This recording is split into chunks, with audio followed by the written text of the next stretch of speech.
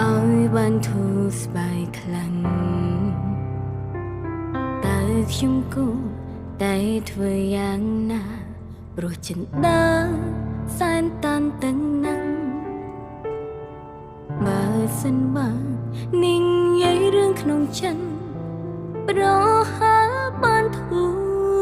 រស្បើយតើមាននឹងណាមួយយល់ពីយើងជាងយើងខ្លួនឯងនោះ